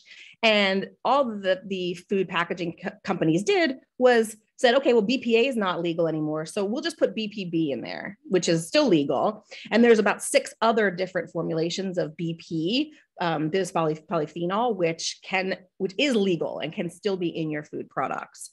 So BPA free doesn't mean that it's free from harmful chemicals. And so I'll give you a hint about how you can circumvent that issue in a few minutes. Just some of the other names: dioxins, perchlorate. One you may have heard of at the bottom is called triclosan, which is very common in toothpaste. It's an antibacterial. And so those are just some of the names. I just wanted you to see kind of what we're talking about. Most of them I can't pronounce. And so when you're reading things, it's kind of hard to know because ingredient lists are long and complicated. And this is just some of the names. I wanted to show you where some of these things exist. And this is not an exhaustive list, but you can see that pretty much everywhere you look in your home, these endocrine disrupting chemicals exist. And so I'll tell you a little bit about how some smart and quick and easy ways that you can start to evaluate the health of your home and your personal care regimen to minimize your risk of being exposed to these. And they're everywhere. I mean, they're in most cleaning products, they're in all plastics. Non-stick cookware was a big one for us because my pots and pans were active and aggressive cookers in our house, which we like to cook, and every pot had scratch marks on the bottom. You know, cleaning up with 3 kids is always a difficult thing. So we always wanted the non-stick, easy to care for, easy to clean. And it's kind of probably one of the more toxic chemicals, which is the chemicals that are in Teflon that make the non-stick coating so effective. Another one that's really important to me and that I advocate for in my practice is the petroleum, the harsh bleaches and toxic chemicals that are in diapers, tampons, and panty liners, which if you're a menstruating woman, you know, for 30 plus years of your life, you're wearing, you know, 3 to 4 tampons per day, 5 days a month for 30 years. And so constant chronic exposure to some of those chemicals that are in your body in a vulnerable, you know, in an area of your body, which has a very porous, sensitive, vulnerable lining, those toxins you're exposing your body from the inside out to those toxins. And which is why I advocate for things like menstrual cups that are made out of medical grade silicone, Diva Cup, or the use of organic cotton, unbleached liners and tampons. And there are a lot of companies, this is a hot topic. Companies have realized that they can make billions off of this.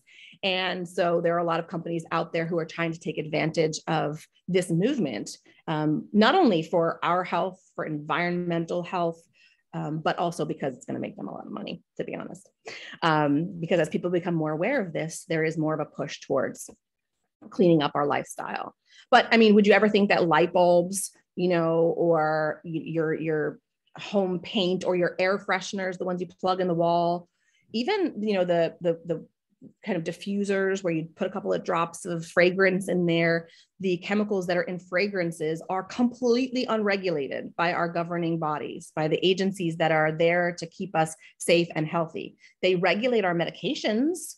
I don't want to say they do it well, but they regulate our medications and try to keep us from, you know, at least being aware. They try to keep us at least aware of what we're taking. But when it comes to these other common household and personal care products, really very little regulation as to what we're ingesting.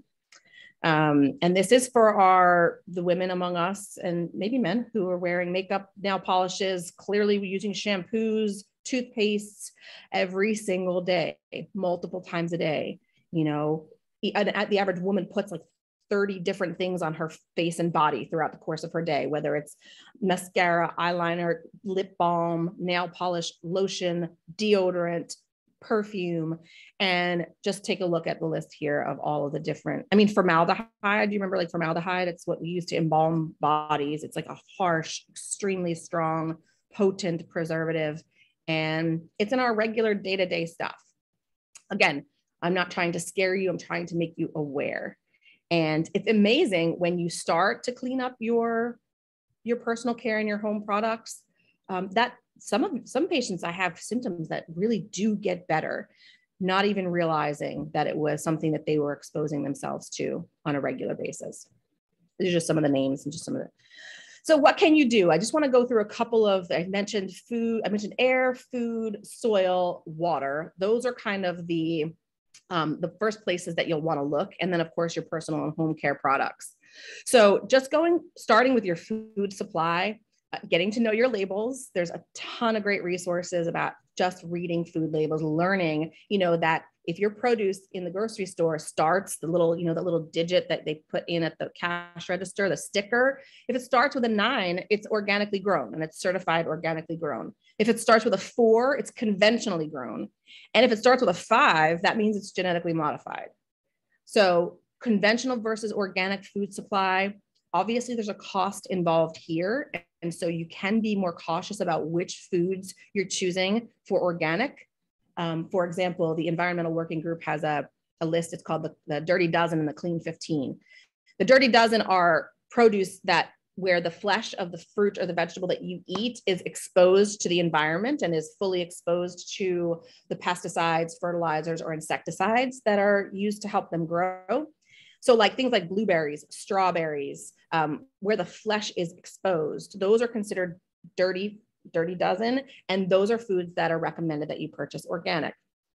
Things that have a shell or a rind, where there is a tough exterior that is a little bit more resistant to the exposed pesticides or fertilizers, those are kind of categorized as clean or clean 15. So like watermelon, cantaloupe, avocados, they have a harder shell. And if you're going to put your money somewhere, you can probably purchase those things that are not certified organic because there is more protection there. So just little tricks like that when it comes to what you're purchasing at the grocery store can make a big difference here. Local produce versus imported produce, historically before the industrialization of agriculture, we ate what was grown within a probably 10 square mile radius of our home. And therefore the bacteria, the nutrients, everything that was our food source was exposed to and developed in our food source became local, and we took that on. And we were more aware of, the way things were being grown. Agriculture was more, when I say organic, I mean, it was just done like you planted food in the ground and it grew and then you ate it. Now with industrialization of produce and with shipping and refrigeration, if you want watermelon in December, you can get one from Costa Rica, in the Northeast or wherever you are. So all of those processes, again, increase our risk of having not only increased toxins, but increased preservatives, and probably are grown in an unconventional way where you have less phytonutrients, less minerals in your food. And the bacteria that's in your food source is also coming from somewhere very far away. So it makes us a little bit more susceptible. When it comes to meat, this is a hard one because meat is expensive. And especially when you take a look at a package of free range, antibiotic, steroid-free, hormone-free chicken versus the regular old Purdue stuff, there's a big price difference.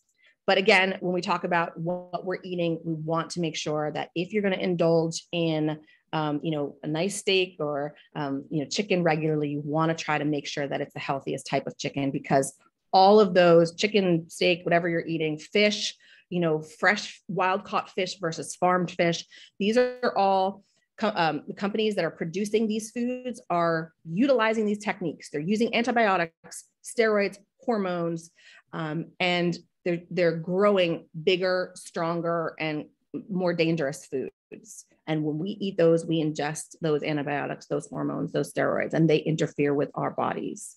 Okay, so as best you can, I know it's expensive, but like I said, pick and choose. If you're gonna do, steak once a week, put your money in a good quality steak that's an antibiotic and hormone-free meat. We talked a little bit about, in the list you saw earlier, about microwave and cell phone radiation. This one's kind of really, I think there's a lot of research going on. Nothing is really gelled. I think there are people who are hardcore anti-cell phone radiation and anti-microwave. Radiation is everywhere. It comes from your television, your computer, your lights, your cell phone. It's all over the place. But microwaves in particular, the way that the microwave radiation penetrates our food can be problematic. So talk about cooking and heating things up on the stove versus using microwave. We have one in my home. It sits over the thing and no one ever uses it because they know I'll smack their hand if they do. And then of course, raw foods, fermented foods provide a tremendous source of good bacteria for your gut biome, and can be really valuable. So switching to a more raw food diet, or if you're going to cook your food, utilizing the stove versus the microwave. Food storage and cookware. This is a huge one I talked about earlier about the BPA. So you're going to want to make sure that you're starting to slowly get rid of plastics from your home. Food storage that contains, any one of those chemicals, in particular, anything that's plastic should never go in the microwave, should never be left in a hot car if you plan on reheating it. One of the main things is people keep their water bottle in their car and then, they want to drink it all the time. But, when it's in the hot car, the heat changes the chemical makeup of the plastic, and the chemicals are more likely to leach into your water that way. So never using plastic in the microwave. The dishwasher, where it can denature, the heat can denature the plastic and allow those chemicals to seep into your food. When I talked about the alternatives to plastic, stainless steel water bottles are a great option. There are some great silicone options for food storage. Glass, obviously, is a huge one. You can go to any farm supply store and get a whole tray of mason jars with stainless steel lids in every size. We have mason jars that have a screw lid with a straw hole. It's got like a little insert that you can put your straw in to make it into a water bottle. They come in every shape and size. And so we at this point use mostly glass in our home. We try to avoid, canned products. If we buy like a pasta sauce, for example, it'll come from a glass bottle instead of a jar. And then I talked about cookware. So cast iron is probably your best bet. A lot of us are iron deficient anyway. And so the iron in the cast iron cookware can be beneficial if that iron gets into your food, but it's hard to care for. It's really difficult to manage and clean. It requires, a certain type of seasoning. You can't use soaps and all this, but the health benefits are certainly worth it when you compare it to Teflon non-stick. Stainless steel is another good option for cooking, and porcelain things that are porcelain coated could be another good option. But anything that's chipped or scratched, you see any place where the lining is compromised, you want to get rid of that and kind of start over. Okay. Water supply is another huge source. Whether you live in city water or well water, your exposures are going to be different. However, our wastewater processing facilities, the number of toxins and chemicals that they have to filter out by law are very small relative to the number of toxins and chemicals that could potentially exist in our water. And when you talk about, people flushing medications and things down the toilet, those things aren't pulled out of our water supply when they're recycled and given back to us. So there's a whole host of companies that will offer testing for your water to see exactly what's in it, and then can make good recommendations about how you can address your individual home's water supply. Whether you just need like a little filter on the tap or a filter for your whole system, or if you can use another means of filtration for your drinking and cooking supply. Bottled water, if you go on YouTube and you look on, you search water testing, there's a million videos where they compare all of the chemicals and toxins that are in all of the major bottled water brands like Fiji and Poland Spring, and they all are pretty much substandard. Bottled water is all pretty much substandard. So the recommendation there would be to bottle your own water using a good filtered water supply. Let me see if I can I get to the bottom of that? I can't, my little thing here is blocking. Let me just see if I can move this. Oh, there we go. Okay. I talked about water testing kits and home gardening and rainwater runoff. If you're going to get involved in home water, recycling your rainwater or your home water, reusing your home water for your gardening, that's something you really want to learn about in terms of keeping your home and your family safe. There's a whole process by which you can filter and clean your water before reusing it. But it's way more advanced than I'm aware of at this point. Household products. Like I said before, there's a ton of companies out there that are taking advantage of this movement. Some of the companies that I like and use at home, Grove Collaborative is a website where there's many different brands that the Grove company kind of has, I don't want to say certified, but if you're purchasing from that website, you can you can feel confident that you're purchasing clean products. Of course, you want to read the labels, but like a kind of central collaborative like Grove is one where you can purchase different brands, but you know that all the brands on that website are going to be higher quality. Thrive Market is another one that has a lot of organic options, a lot of non-toxic household products. Mrs. Meyer's has some clean stuff. 7th Generation at your major grocery stores is a more affordable option. Method. These are all some of the more non-toxic cleaning products. And I'm talking about your dishwashing soap, your laundry detergent, your window and glass cleaners. That's what I'm talking about here. Grocery bags, plastic, we're, big on trying to keep the earth and the oceans plastic free to begin with. But again, another source of plastic exposures in your environment. So reusing your grocery bags, using cloth or baskets for your groceries as opposed to plastic bags. And just speaking of the grocery store, I didn't mention earlier on that list, but some of the office supplies, like your tonic toners that are used in grocery store receipts, are highly toxic. And there's a double exposure when you're at the grocery store, right? The person who's taking the receipt is being exposed by touching that toner on the paper, and then they're handing it to you and you're touching it on the paper as well. So just another kind of, if you opt for an email receipt or no receipt, that's a safer option for you. Because think about it, it sounds silly, but how many times do you get a receipt in a single day? Every day of your life, you go to the grocery store, you go to a restaurant or the movies, whatever, that paper is, you're constantly being exposed, and the skin on your hand is constantly contacting that toner. We talked about glass versus plastic containers. We talked about reducing radiation. Some of the energy sources in our home, which are higher radiation, like including our light source, switching to solar and wind, if you're in a place where you can do that. There are a lot of incentive programs, so it can be financially valuable to you. There are places in this country where the local energy companies will purchase the wind power that's generated on your property, and you actually can get paid for the wind energy that is generated on your property. Same with solar. So there's some financial benefits as well as health benefits. Personal care products, we talked about these, and I can't stress it enough. Our labels, I say read labels, I put that in big, bold letters because I want you to get familiar and be able to make the best choice that you can, keeping in mind that our labels in this country are not fully transparent. One of the things that I did when I was pregnant was I went to a website where it was like 50 ways to use baking soda. And basically, my husband wanted to throw me out of the house because I used baking soda and vinegar for everything. I was cleaning with it. I was washing my hair with it. I was brushing my teeth with it. Because it is a safer alternative to a lot of things. You can make your own laundry detergent. You can make your own, and you know what's in it because you made it. So a little more elbow grease, a little more work, but if you're really interested in cleaning your home, the personal care products up, there are a lot of, and baking soda is like 89 cents for a little box. So financial benefit there as well. And then this is just a list of some of the health benefits that you can expect or are predicted when you're cleaning up your life and your lifestyle, reducing your health, your toxic exposures.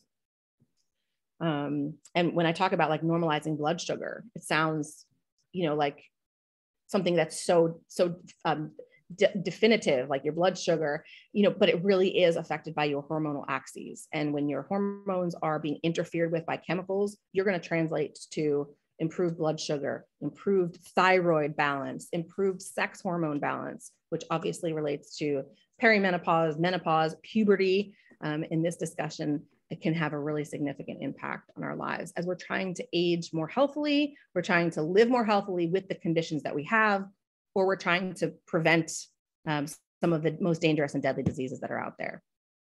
I talked about the financial benefits. Obviously, some of these things are higher cost in the immediate term, but in the long term, there are some benefits there. If you can improve your health, you can lower your insurance premiums. You can get discounts, fewer copays, some of the tax breaks and incentives that I talked about earlier. And then, of course, I like to talk about, the benefits and the cost to the environment. There are advocacy groups that are out there, they are much smaller in number. They are not as rich in their pockets as the companies that are benefiting from having these chemicals and toxins in our environment. So the more of us who work together, who are interested in keeping our bodies, our lives, and our environment clean, you know, the greater likelihood that we'll be able to combat some of the agencies and companies that are putting these toxins and chemicals into our systems. So that's a brief overview. I don't want you to get scared. I don't want you to get overwhelmed. It's really intended to just make you aware so you can start to evaluate which of these things you might want to create change within your life. My practice is licensed in 5 states, North Carolina, Texas, Wisconsin, Oklahoma, and Nevada. And I am happy to do a telemedicine physician consult for anybody in that state, in any of those states. But I'm happy to discuss with any of you who are listening an exploration call for maybe some tips and tricks if you want to learn more about this, or to figure out how we could kind of take a look at your lifestyle and how I can help you best to determine what are the next steps to improve your health, your quality of life, and your longevity. One of the things I always tell my patients is that when someone is diagnosed with a condition or a state of life like menopause, because menopause is not an illness, y'all. Menopause is a normal stage of life.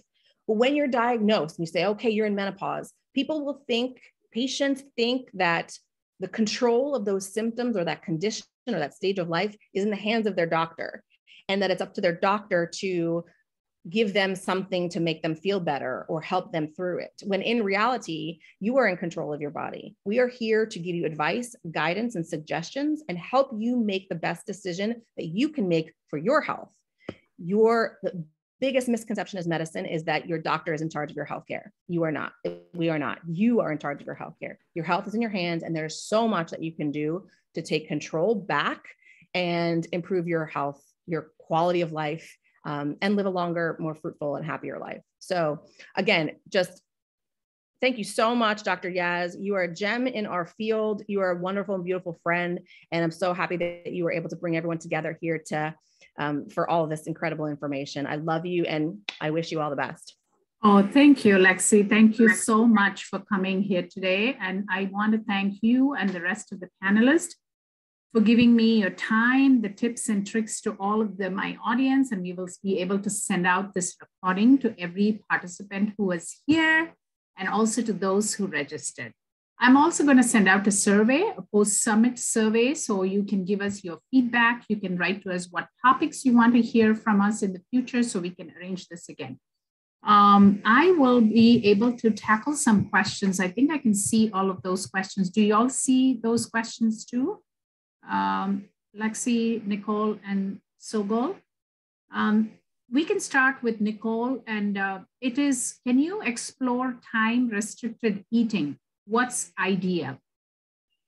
So yeah, like I said, I didn't want to say the word fasting because, you know, some people are triggered by that, but time-restricted eating is just when you're not eating. And if you're time restricting it, you're only eating in a certain window. And anybody can do it. You know, you can do it differently. It's whatever works for you. Some people just cut out snacking. Some people don't eat after a certain time at night, which I can say will help you sleep. If you stop eating at least 2 or 3 hours before you go to bed, and you also eat clean, like in other words, decrease your processed food, that'll also keep you awake at night. So anyway, you could delay breakfast till 10 o'clock instead of eating right when you get up. You could, you know, I mean, those are all different ways. Mm-hmm. Yeah, and I don't, it doesn't work for some people, you know, like some people don't want to do it. Fine, you know, but it is something that you could, if you're interested. I do think that there are some benefits to keeping your insulin low as long as you can, especially when we're talking about insulin resistance and things like that. So if you're interested, you know, you can certainly explore it. And it's not for everybody. Some people claim that, you know, people tend to overeat if they delay eating. That may be true for some people. I do a lot of time restricted eating, and I don't think I overeat. So, you know, it's just different. It's very unique to each person. Mm-hmm. Yeah. So I'll take you to the second question. Is there an exercise that you can do at home if you don't have a lat machine? Yeah. So I use bands a lot, and I also use TRX. Those are two things. Obviously, you would have to buy them. A pull-up, you know, I mean, that's another great exercise that employs a lot of that's complex and employs a lot of the muscles in your body. And theoretically, you could go outside and do a pull-up on a nice, strong, sturdy branch of a tree. You know, there are a lot of people that do exercise in nature. So, but at home, you know, certainly you can get loop bands. There's loop mini bands, which you really wouldn't be able to do much of a lat exercise for that. I mean, you can, but it's not going to be a pull down type of exercise. But you can get the bigger loop bands and fashion it up on your door, or sometimes they have an attachment that you can fashion it to. The TRX, which I love, can go over a door, or they do sell a suspension, you know, like a hookup that you can suspend to the ceiling, and with a TRX you can simulate a sort of a lat pull down. But so yeah, there are ways that you can do it at home without having access to a lat pull down machine.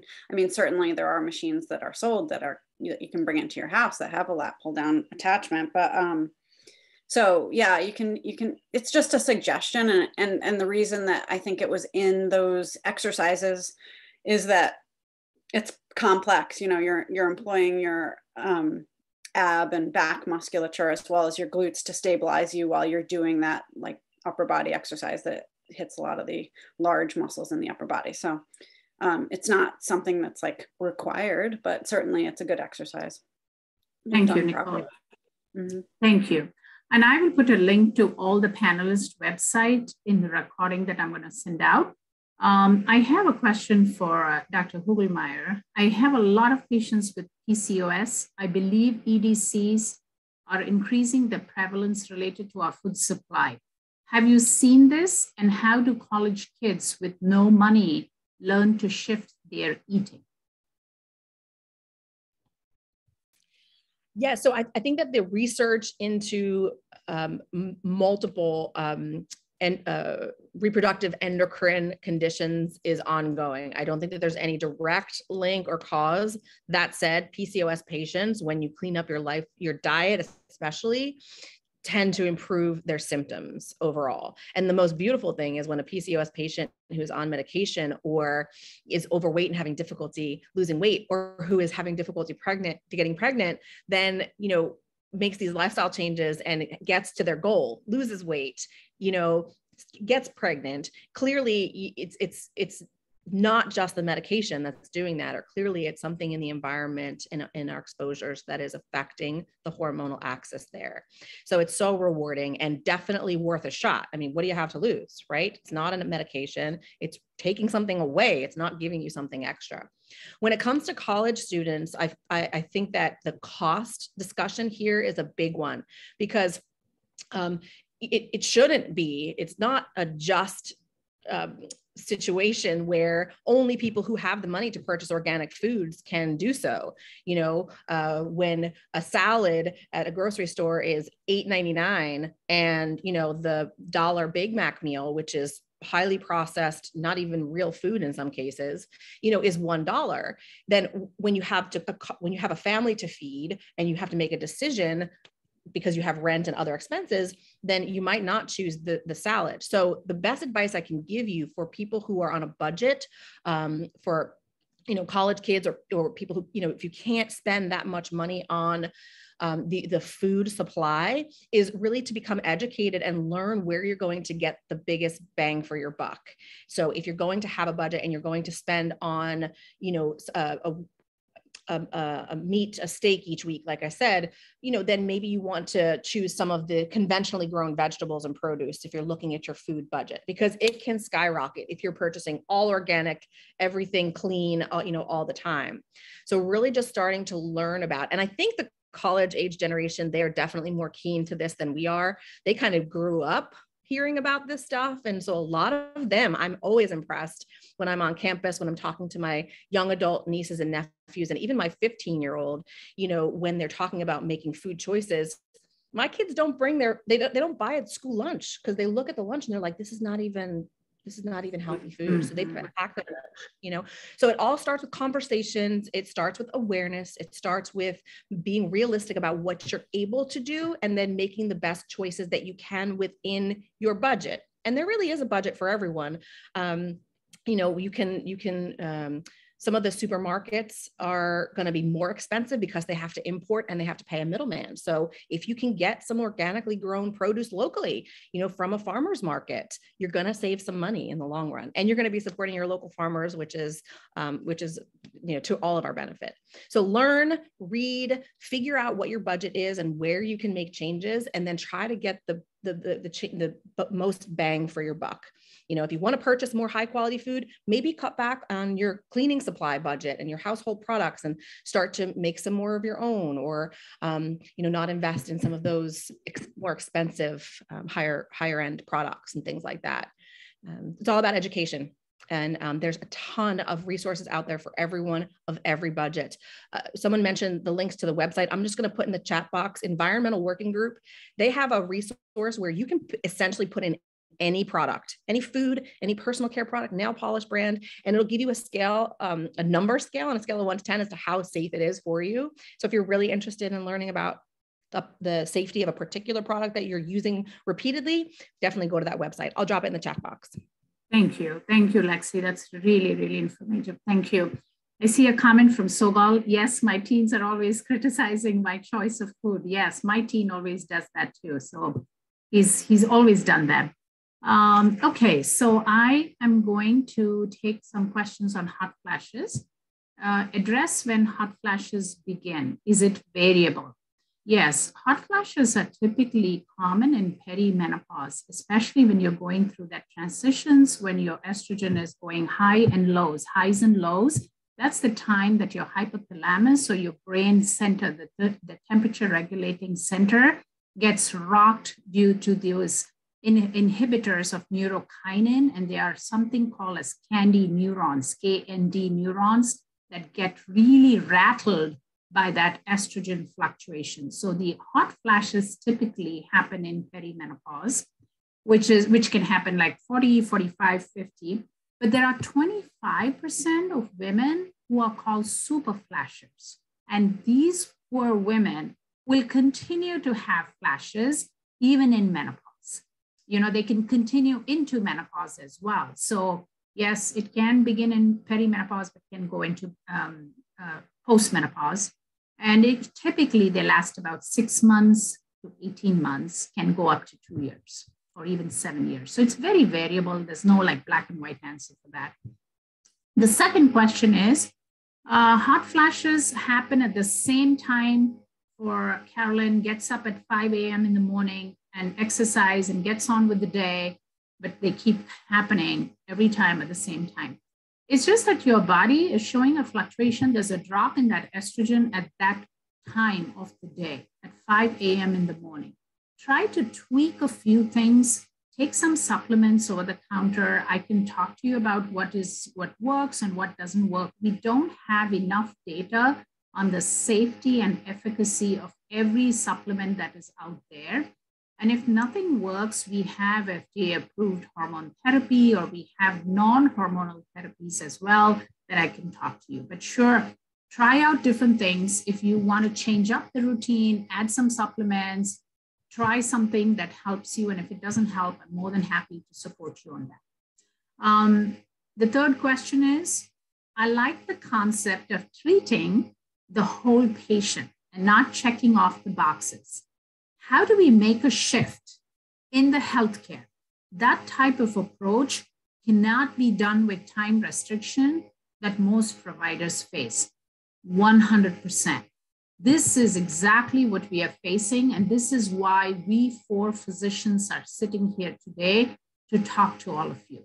It's very hard to do the work we are doing within the restraints of that clinic setting or a healthcare setting or anything like that. We are trying our best to do that. And I have to say, I worked under a health system for almost 11 years. And it was a tooth and nail battle for me to set up a menopause clinic and a sexual wellness clinic. I mean, I still was able to give about 40 to 50 minutes for a patient under that setting where you can't really give in a gynecology clinic more than 10 to 15 minutes. So it is possible, but it needs a lot of grit, a lot of power to fight against a board of directors to set up a different type of clinic in under umbrellas of organizations. But we can do it in our own private setup. We can do it in independent entities like what Dr. Sobel does and Dr. Nicole does and Lexi does. So I think look for practitioners who are practicing outside the space of that restrictive health care environment. And I'm sure you'll be served, So, and we're always available for you to have an educational consultation with us or a coaching consultation. And I'm going to put those websites. And Lex has a comment about that as well. And Sobel has a comment. So I'm going to let one of you get in and follow by the other. Thank you. Go ahead. Go ahead, Lex. Thank you. I just want to mention the financial aspect of, what you're talking about, because what you're going to find is most of the physicians who take the time to address root cause and really develop a deep relationship and get to know their patients are outside of the insurance model. And some people will not come to us because we don't take insurance. There are so many reasons for that, for us not taking insurance, but the primary one is time. We need to be able to spend time with you to really help you get to the bottom of it. But I want you to not look at it in terms of the cost of the relationship or the cost of the visit. I want you to look at it in terms of what you are going to save on the other side, and consider it an investment. Look at ways that you can reduce your costs in other areas so that you can invest in working with a coach or a physician who is going to give you the time that you need, even if it's outside of insurance. And just a quick analogy, your car insurance will cover the catastrophic body work after an accident. It will your home insurance will cover your home if your house burns down, but your home insurance doesn't cover the filter change or the mowing of the lawn or the gutter cleaning. Your car insurance doesn't cover the oil change. It doesn't cover, the tire rotation or the maintenance needed to keep you safe, to keep you from, crashing because your tires are unbalanced, or to keep you from, your house burning down because you don't have the proper carbon monoxide or fire alarms in your home. You pay for all of that with no question.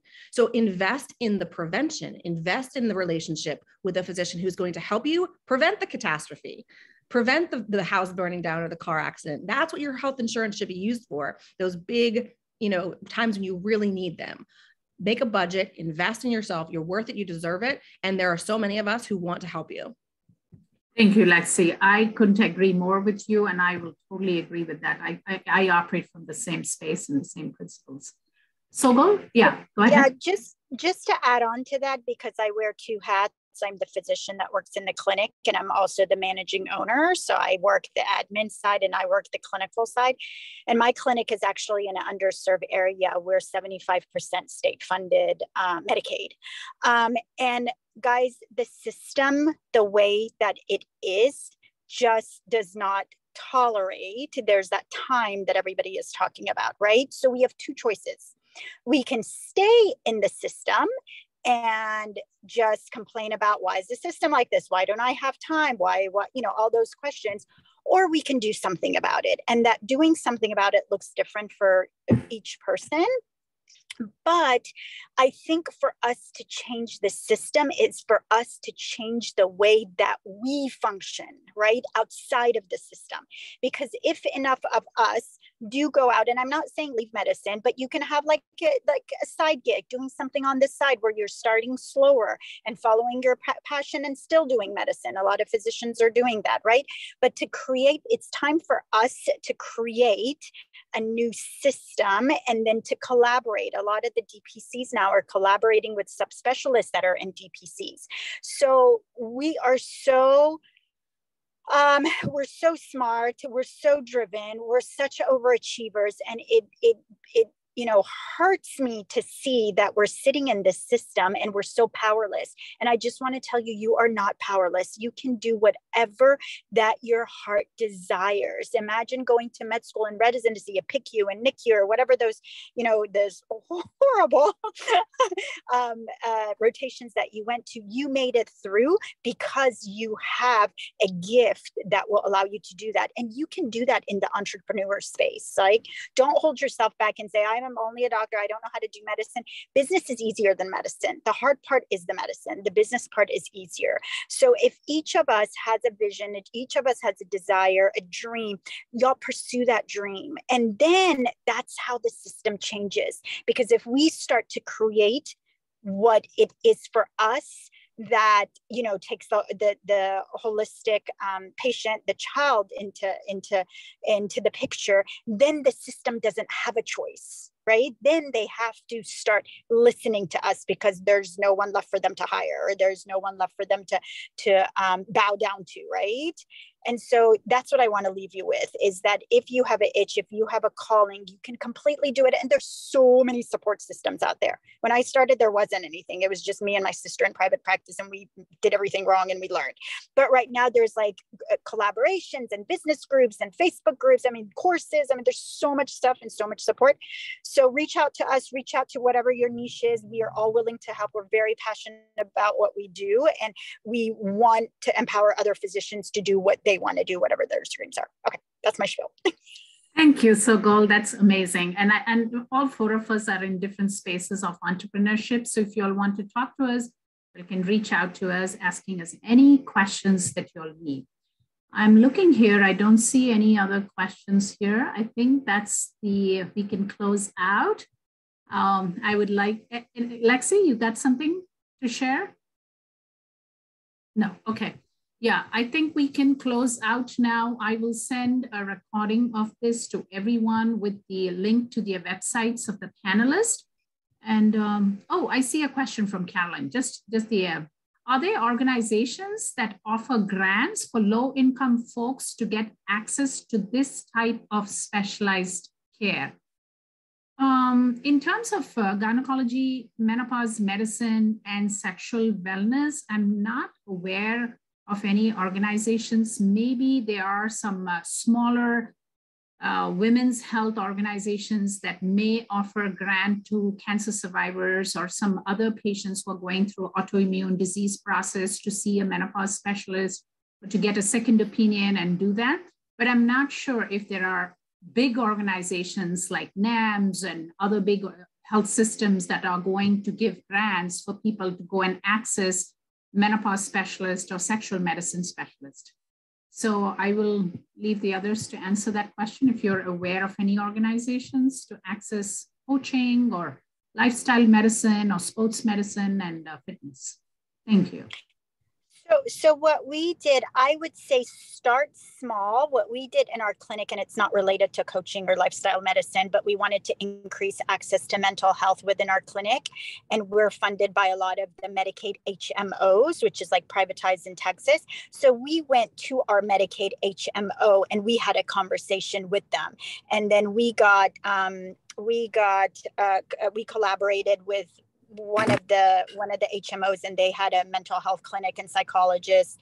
And so we did a cohort with them. So we got a good amount of money to doing that cohort and integrating mental health within our clinic. Of course, the problem that happens with the grants, after the grant runs out, you can't sustain it in the traditional fee for schedule system. But think small. You can probably a lot of the physicians think on a national level. Just think small and see what your connections are. Even if you have nonprofits that are within your community that are advocating for women's health, they can probably give you grants too. I'm not sure if you're in a private clinic or not, but and in the coaching world, there has been physicians that are in academics, that are coaches, that have been able to approach their administration and get money and grants through that to do a pilot program. So I think that's breaking it down into smaller pieces rather than going big and bold is the way to go. That's a good point. Yeah. So just start small. Lexi, any awareness of local programs? I mean, no, but I would say that the most practitioners who work in this type of model of practice are aware that more often than not, the patients who are the most medically complex, who may not have even insurance or the finances to, purchase high ticket prices. We're aware that sometimes those are the patients who need our help the most. And so just ask your doctor, is there a sliding scale? Is there, payment plans? Are there discounts or scholarships that you can offer? I think that many of us would be willing to work with patients who really feel like this would be a good fit and are committed to, committing to working together. So I would just ask if you find somebody that you want to work with and see if there's any way that you can make it work within your budget. Many of us have various options for memberships, that make it more affordable if you engage in a longer term program or relationship. So there's a lot of resources out there, right? From your doctor, but I would start there. I would ask your doctor. Yes, 100%. Just reach out and explore. So I thank each one of you who stuck out with us till the end of this summit. And I also will thank all the panelists since you spent your Saturday morning with me. Thank you so much. I love you all. Thank you for coming. And I will send out the recording and the links to their websites and everything. Thank you, everyone. Have a great weekend and a happy Saturday. Bye. Thanks. Thank you. Bye-bye.